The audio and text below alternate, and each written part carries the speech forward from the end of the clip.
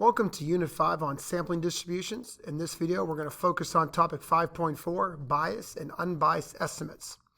So when I think about sampling, looking for a true population parameter by taking a sample from that population, I think about shooting arrows at a bullseye, right?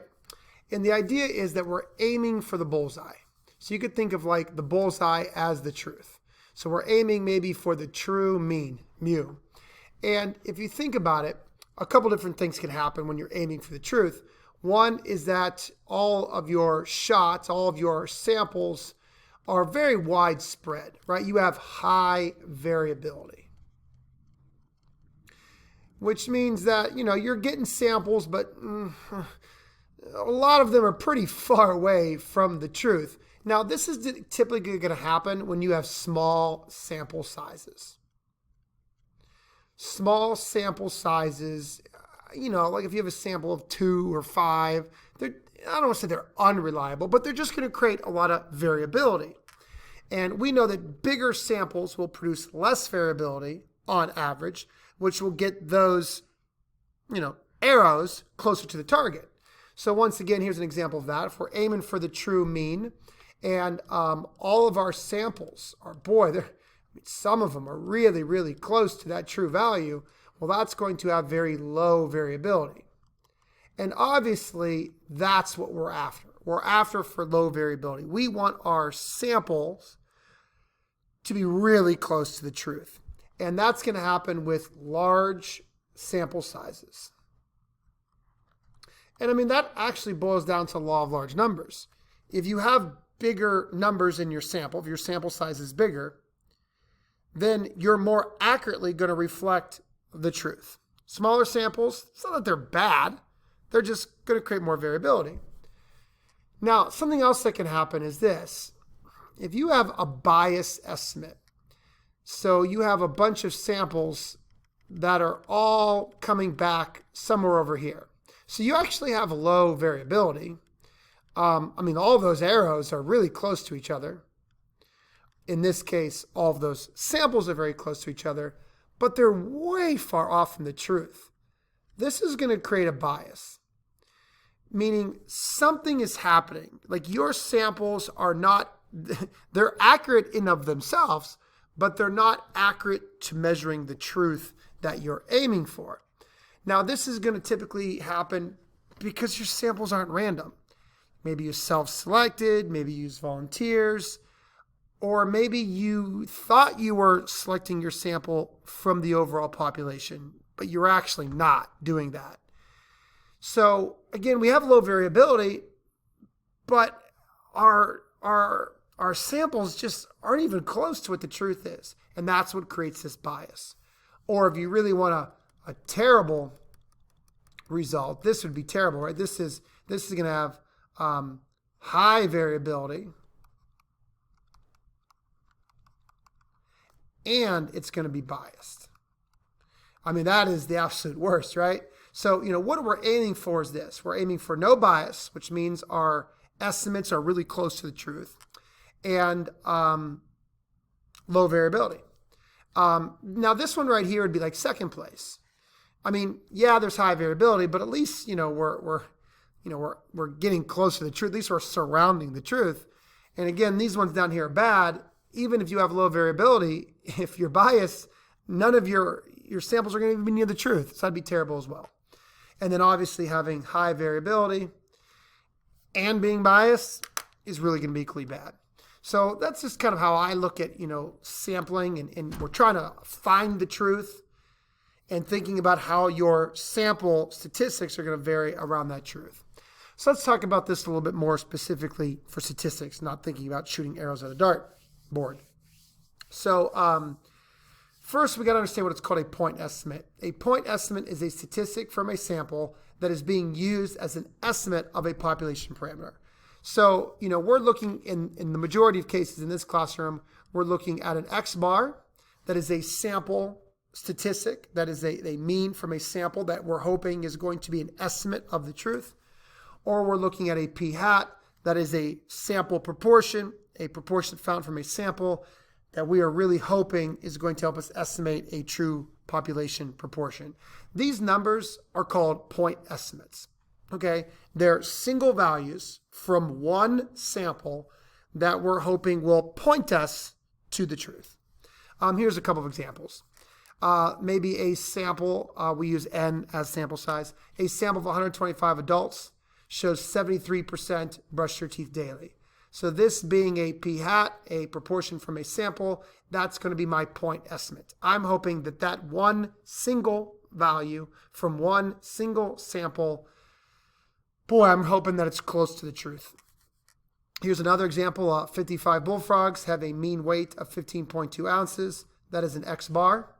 And again, that is an estimate from my one sample, and I'm really hoping that it points me to the truth, right? Point estimate. Here's another sample, 120 houses, and the median price of those 120 houses is $205,900.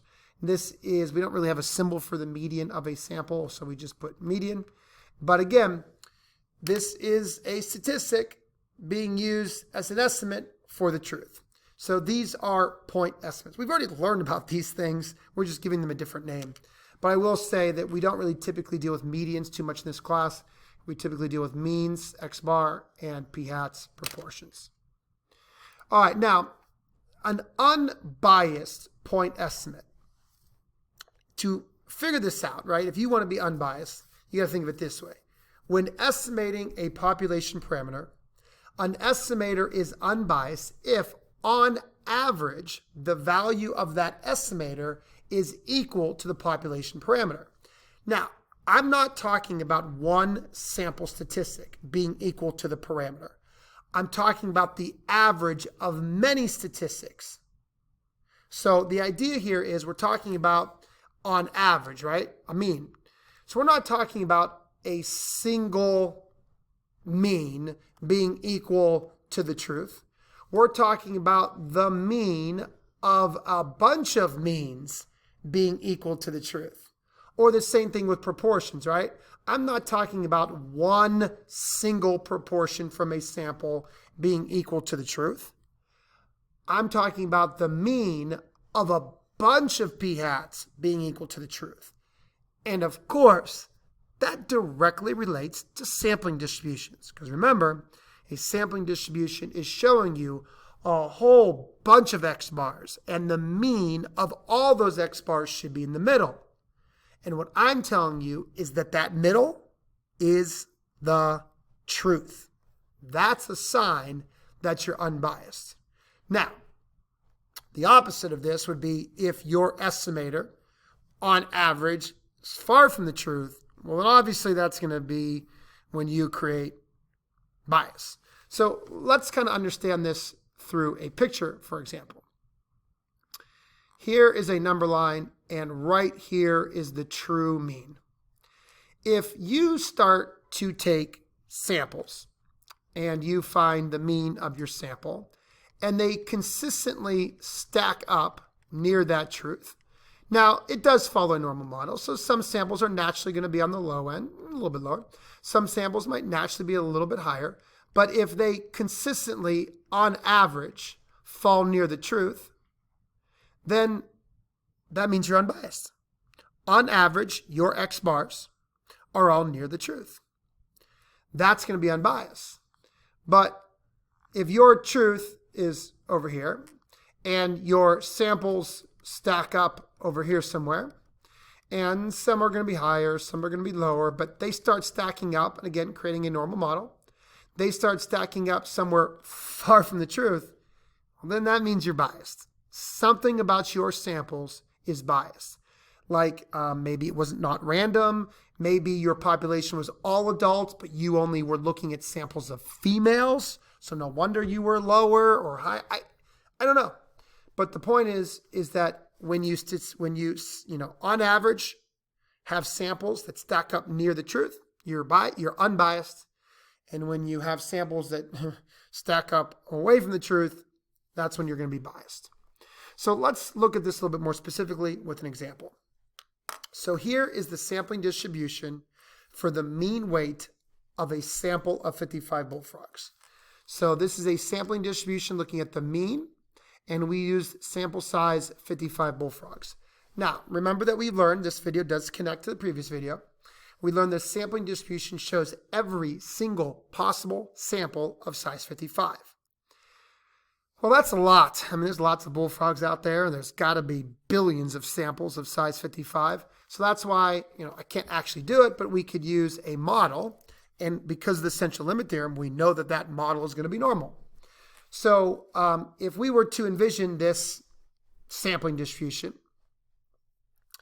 that represents the mean of all possible samples of 55, we notice that it starts to stack up around 14.8. And yeah, there's going to be some deviation, right? There's a little bit of deviation down, down, down, a little bit of deviation up, up, up. But the mean of all these means that are in this picture, right? Well, that's going to be 14.8. And as long as we are unbiased, that mean of 14.8 should also reflect the true mean of all bullfrogs in the entire world. So this is how sampling distributions really, really, really, really help us. If they're a good sampling distribution based on truly random samples from the population, then those sample means that are shown in a sampling distribution should start to stack up at the true mean. And yes, maybe your one sample comes back a little low, or maybe one sample comes back a little high. But remember, unbiased does not tie your one sample to the truth. Unbiased is tying the center, the mean of all sample means to the truth. And that's what a sampling distribution shows us if it's unbiased. All right, so here's a fact. When estimating a population parameter, an estimator, a single estimator, exhibits variability that can be modeled using probability. What am I saying here? Through a sampling distribution that follows a normal distribution, we can find our sample's point estimate and calculate the probability of such a sample occurring. So what we're trying to say here is that what we just got done explaining was that when you look at the mean of all your samples, it's going to be the truth. That's unbiased. But any one single sample mean is going to exhibit some variability, right? It's going to be a little higher, going to be a little lower, what have you. But we could actually calculate the probability of any one single sample, or higher or lower. Remember, the normal model can only do intervals, above or below, using the normal model. So let's put this to use. Okay, back to our sampling distribution for bullfrogs. Our one sample, one particular sample, came back at 15.2. This is just one sample. 15.2 is somewhere around here. Now, I want to figure out, since this is the normal model, what's the probability of my sample occurring or more extreme. Please remember, with the normal model, you cannot calculate individual probability. So at no point can I say, hey, what's the probability of a sample being 15.2? That's impossible.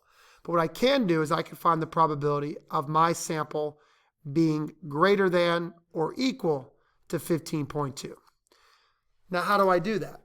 Well, I hope everybody knows, to utilize normal CDF on your calculator, you do need a z-score. So I'm going to take my 15.2, and I have to subtract the mean.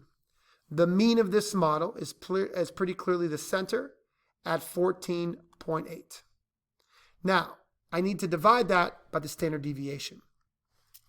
So how the heck can I find a standard deviation? Well, remember, one standard deviation is how much you go up or how much you go down. And we do that 3 times on each side. So one standard deviation could simply be found by taking that 15.01 and subtracting the 14.8. So 0.21 must be my standard deviation, 0.21 must be my standard deviation. Whether I go up or down, it's the same. And if I go up another 0.21, that's where the 15.32 comes from.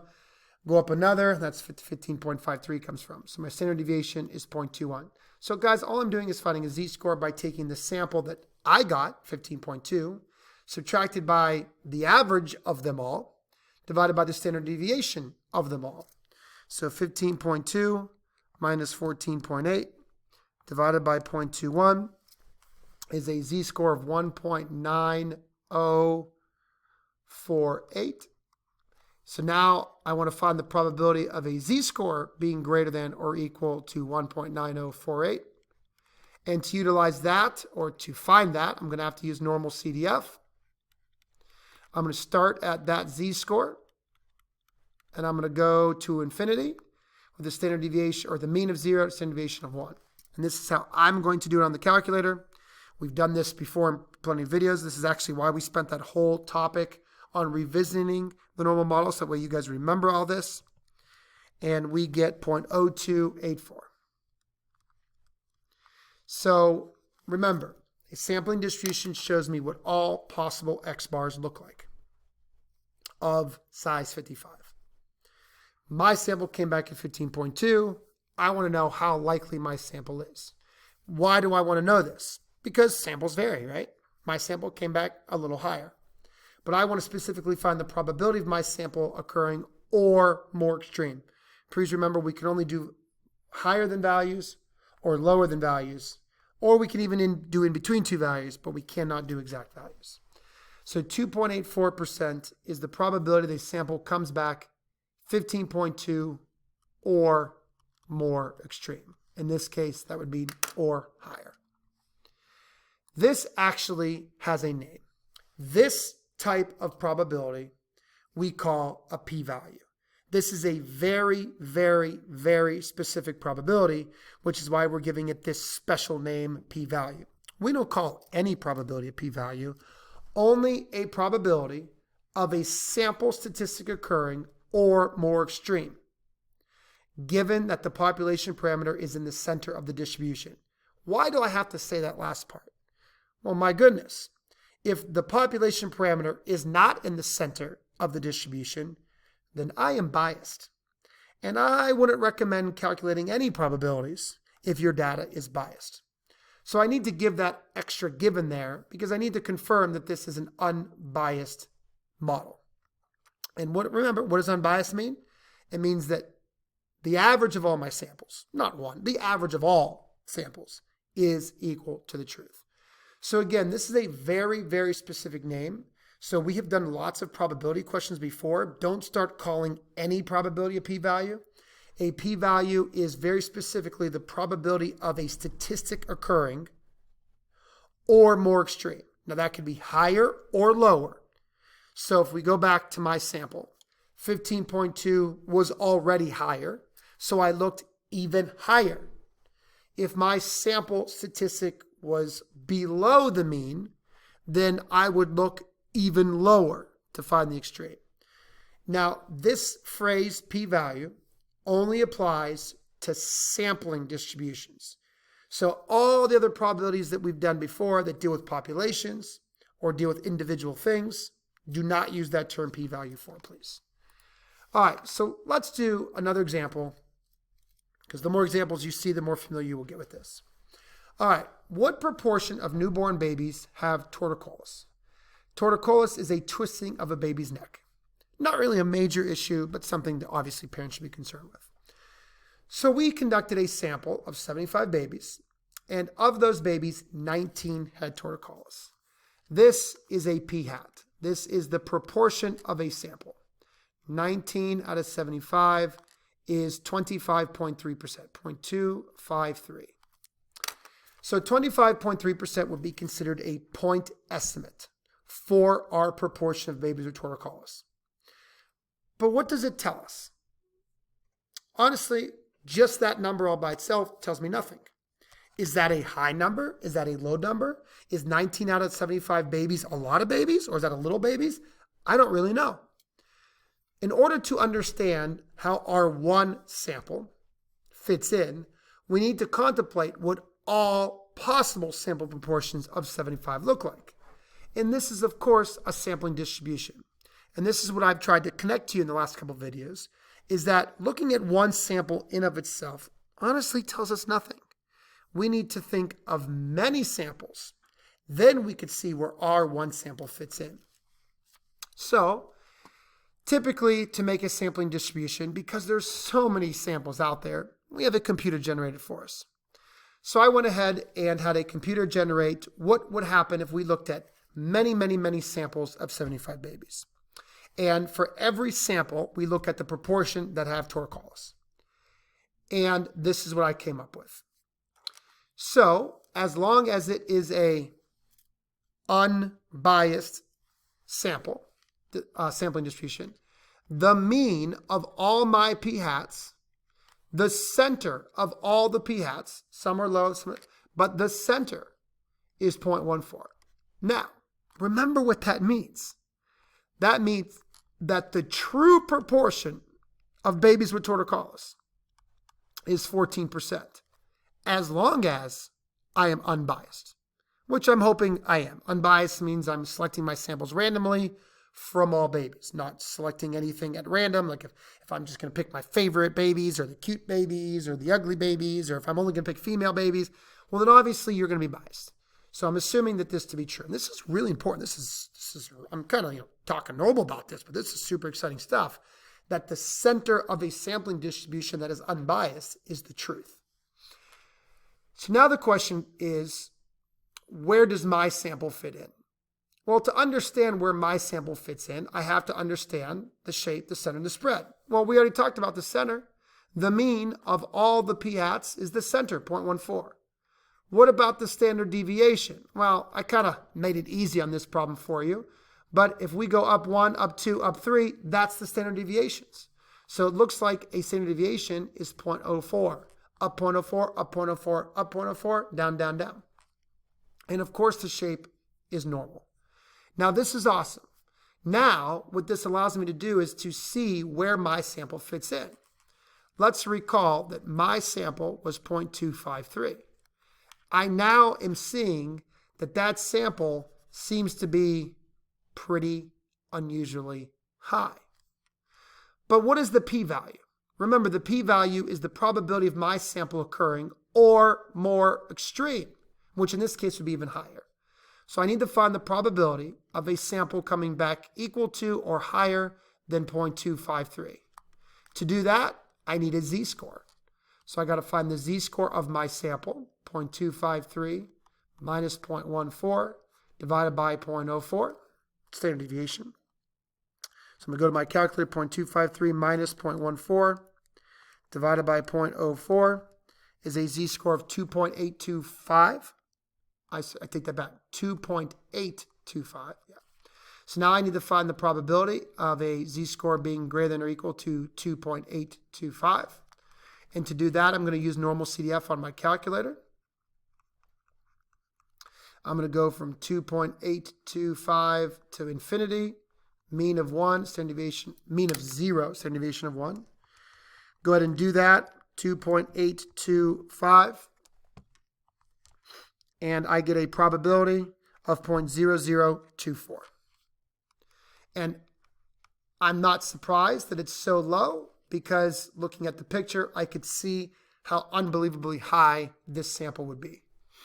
So what does all this mean?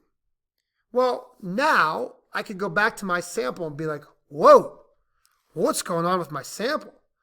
If my sample of 75 babies truly was random, something is going on.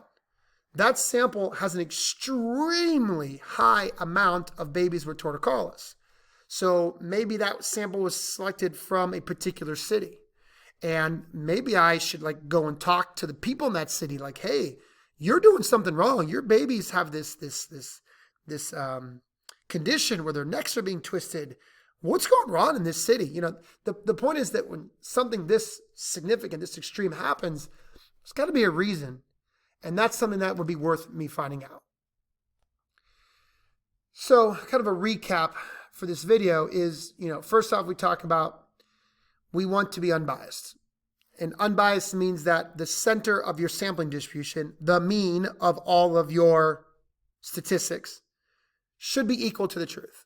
And that's really powerful information. I'm kind of downplaying that with my emotion right now. I should be more excited, but that's really important information. And that allows me to understand where my samples fit in, right? Because once you understand a sampling distribution, trying to show you the, all possible statistics of your data, then you could start to see if your sample is weird or not. And then that can tell you something about your sample. So, if we go back to this problem, right? If my sample of 75 babies came from a hospital in Youngstown, Ohio. Now, the data clearly shows here that that sample has a very high amount of babies with torticollis. So that should be alarming to me, right? Maybe the doctors are doing something poor at that hospital. Maybe when they're taking the babies out, they're twisting their necks, and those doctors should be fired, or there should be an investigation into what's going on at this hospital. Maybe the nurses are laying the babies down in a weird way. It all goes back to sampling distribution. The picture shows me that 14% of babies should have torticollis. That's normal. That's just what happens in life. Not every baby's perfect. 14% have this condition. What are you going to do? But when we have a sample that's extremely high or extremely low, we need to figure out what's wrong. So let me just talk about the extreme low for one more time. Let's just say our sample came back way down here. Well, if that was the case, maybe the doctors at that hospital should be rewarded. They're doing something right that's preventing torticollis. So don't always think about the negative, think about the positive, right?